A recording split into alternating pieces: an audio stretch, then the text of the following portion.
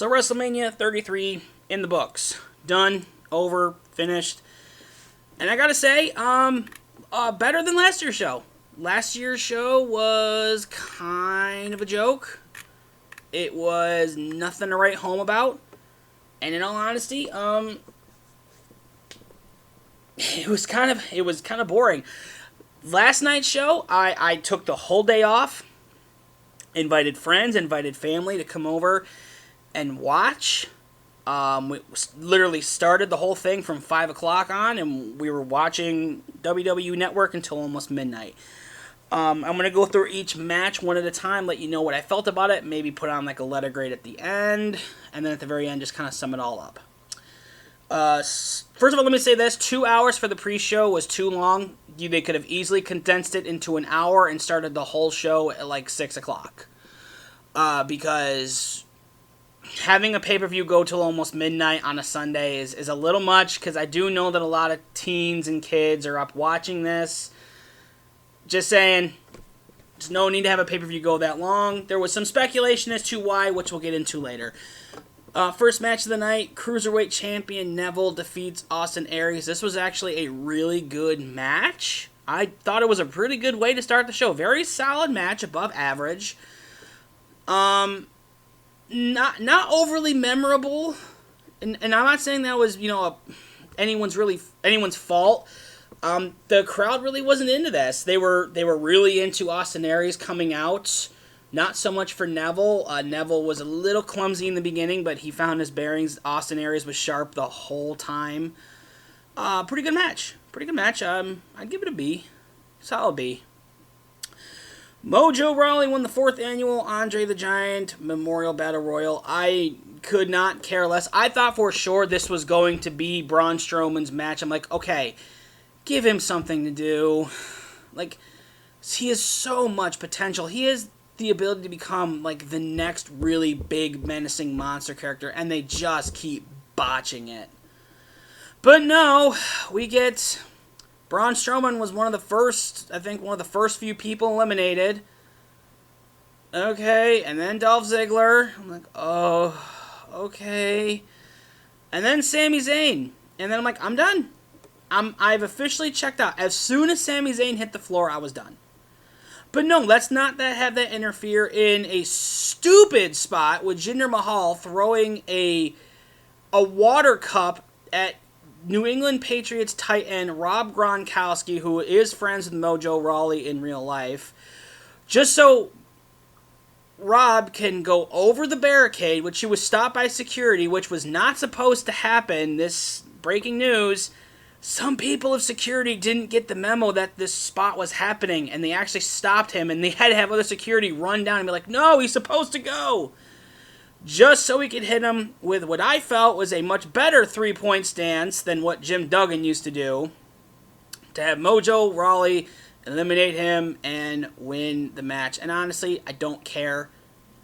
A lot of people are saying they're doing this because Mojo and Zack Ryder were supposed to win the tag belts earlier this year. Or no, I'm sorry, middle of last year, and Zack got hurt, and this is their way of making up for it.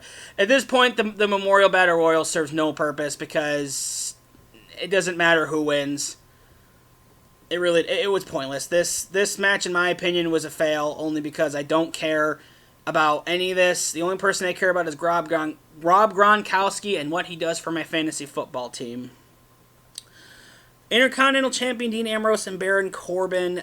I really was expecting something more for this. This is a very, very, very middle-of-the-road match. A lot of this having to do with Baron Corbin, who, in my opinion, he's not good. He has a decent look. He can cut an okay promo, but he can't wrestle. He can't. He can do the big guy moves. Honestly, they got to book him better. He really needs to be wrestling with people a lot smaller than him. Like, he had a good program with Dolph Ziggler. I would like to see him working other programs where he can work with people with higher work rates. The thing with Dean Ambrose is that he's good, but he's more of a scrappier type brawler, and you really need him to work with somebody who knows how to do the big flashy stuff, and Baron can't do that. So neither of them really complemented each other, in my opinion. This was a C match.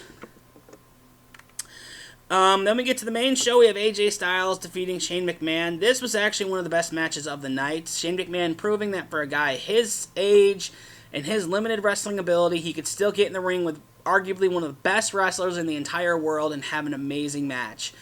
Shane McMahon fought the whole way. AJ Styles wrestled. They complemented each other very well. They worked off of each other very well. There were one or two things that Shane did that made you think for a second, and you're like, oh, I see what he's doing. Like, you can definitely see a lot of boxing, mixed martial arts action from Shane McMahon, which is something that he's into, and AJ Styles relying solely on his wrestling ability. This was an A match. This was very nicely done. Kevin Owens defeats Chris Jericho to become the new United States champion.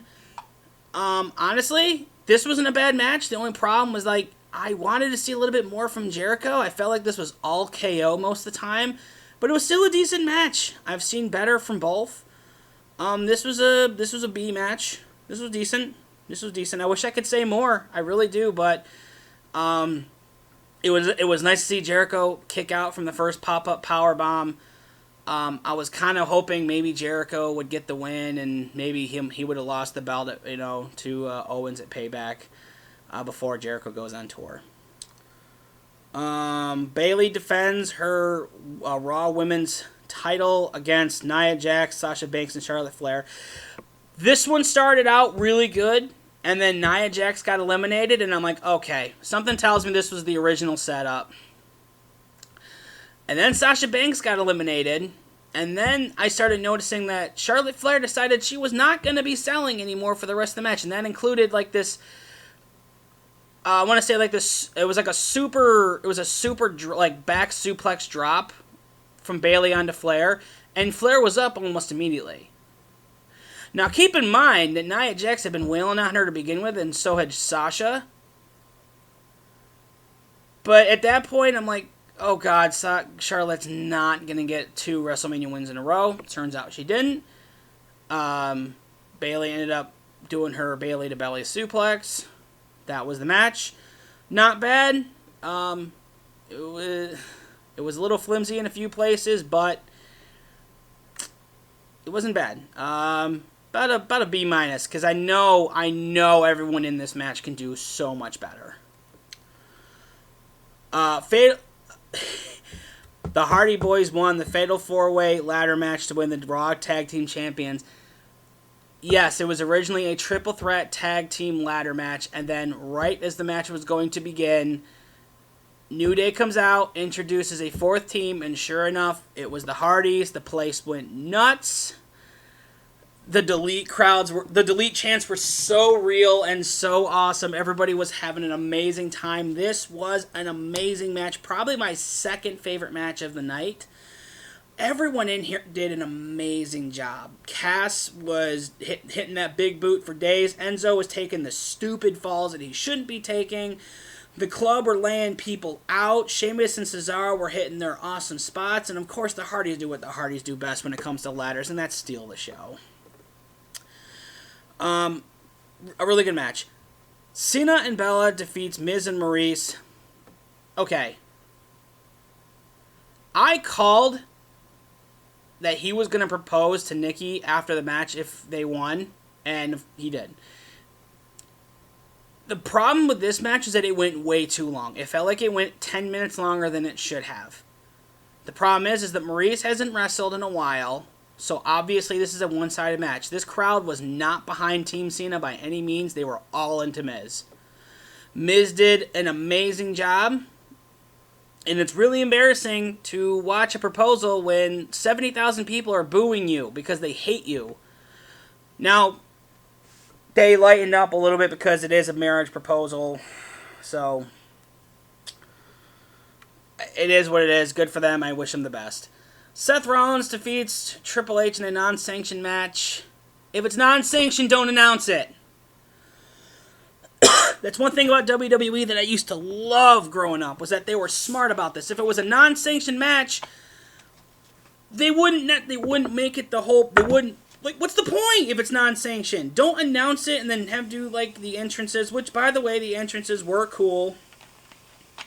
Although I did laugh a little bit when I saw Triple H coming down in his track. It was so cheesy. I mean, it was cool because biker Kratos Triple H. I like the look. The beard, it works for him. But that was cool. Seth Rollins lighting the ramp with the torch was really cool. The ramp was cool, and whoever was working graphics that night deserves a raise because they were on point. Stephanie McMahon in a leather outfit. Oh, you couldn't ask for anything else. That was glorious. This was probably my third favorite match of the night. And the reason why is because this match also felt like it went way too long. It feels like beating Triple H is a freaking marathon. It was a good match, but the problem was like the back and forth between if Rollins' knee was bad and whether it's good again. Here's the thing. Newsflash. If you're having knee problems that badly to the point where you can't walk, that shit doesn't magically go away. However, the best part of this match, and if you go back and watch the match or the shots, there was a guy in the crowd who had a poster that said CrossFit Jesus, and I swear to God I thought it said Seth Rollins. I'm like, that is hilarious. That is awesome. So Triple H accidentally bumps his wife through a table, sends him into a rage. He just turns into a kick to the stomach, and then immediately into pedigree, and that's the match. Decent match. It went way too long. No Samoa Joe running interference, so kind of wondering what happened there. Randy Orton defeats Bray Wyatt to win the WWE Championship. This is a very disappointing match. Bray did the majority of the work, and Randy, in my opinion, slowed it down. I'm really hoping he gives that belt up soon. Bray Wyatt should be holding that belt at least till SummerSlam. I am so pissed off that they gave that belt back to Randy. He in my opinion, he didn't deserve it. He didn't out-wrestle anyone that night, which is a shame because he does have the ability to. I've seen it. Bray Wyatt has a better character. He has better charisma. He was the workhorse of this match, which is saying something for a guy, his size. So, moving on, we have Brock Lesnar beating Goldberg to win the Universal Championship. Called this match. They're not going to have Goldberg carry the belt any longer. There's no point to it. Now they're going to have Lesnar as the Universal Champion. Now he can be the guy that everyone else has to try to get through in order to beat him. It's amazing how between two people, I think only 4 moves were done. But at least it wasn't done in under 2 minutes. Naomi wins the SmackDown Live women's free-for-all for the belt. She was probably the most impressive person in this match, next to Becky Lynch. Alexa Bliss, I'm going to say this right now with all due respect. Stop talking about cosplaying as that's my jam. I love to cosplay. That was the weakest Harley Quinn cosplay I have ever seen in my life. If you're going to do it, you need to do it correctly. You need to get the right hair, the right outfit. Literally, it was the same hairstyle, some makeup, and she didn't even have the accessories to go with it or the right clothes. It was a half-assed cosplay, and anyone who does that for a living would agree. People saying it was it was the laziest cosplay they've ever seen, and it's Harley Quinn, easily one of the easiest characters to cosplay for, especially after Suicide Squad. And then we get to the main event. A main event so big that Jim Ross came down and commentated for, which I thought was amazing. Roman Reigns and Undertaker is probably going to be my 4th best match of the night. Why? Because they both actually worked really well with each other. And I'm going to make a point right now, because Roman Reigns won, and you have to understand this. This was Undertaker's call. This was Undertaker's call. This was his way of saying, I'm done. This is it. For him to beat Roman Reigns would be such a disservice to what I feel is this new era of WWE. Him bowing out to Roman, and then him laying his gloves, his coat, and his hat in the ring, and then exiting. That's it. He's done. He's retiring. I felt like that was Undertaker talking to the fans in a way that you can't do with a microphone during a live show or during a pay-per-view. It was his way of telling all these people, thank you for how much you love what this is. But I have waged wars in this ring. My body has taken the toll. This man deserves a little more respect. And I've given Roman Reigns crap. I'm not going to say I haven't. Roman Reigns deserves a lot better than what he's getting. Sure, he reeks of early Cena after 2005 and the 5 Moves of Doom.